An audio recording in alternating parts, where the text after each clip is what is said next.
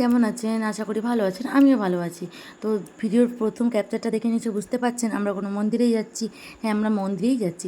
শান্তিনিকেতনে এসেছি। আর কঙ্কালীতলা যাব না এটা কখনো হতে পারে? যারা এসে নিশ্চয়ই কঙ্কালীতলা গেছিলে। হ্যাঁ, আমরা বেরিয়ে পড়েছি বিকেল বিকেল।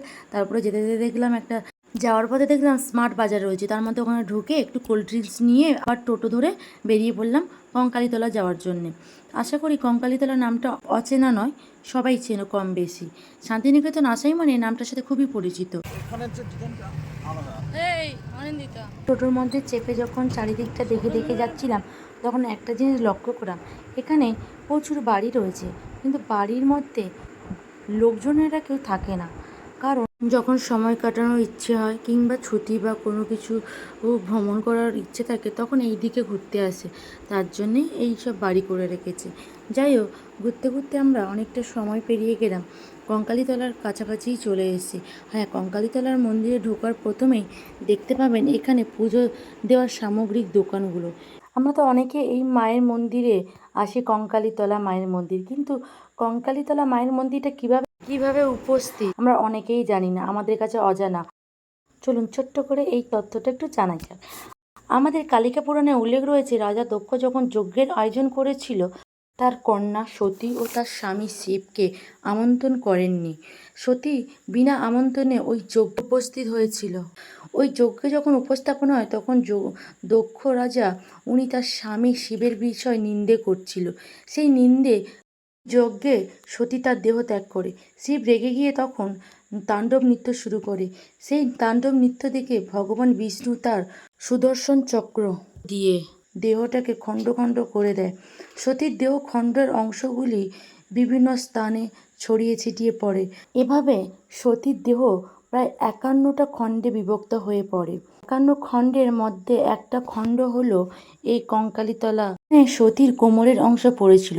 এখান থেকেই সৃষ্টি হয় কঙ্কালী মায়ের মন্দির।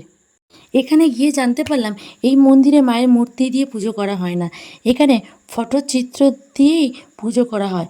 যেই আসে এরকমভাবেই দেখতে পারে, কখনো মায়ের মূর্তি দেখতে পায় না। চলুন একটু চারিদিকটা ঘুরে দেখা যাক পরিবেশটা কেমন।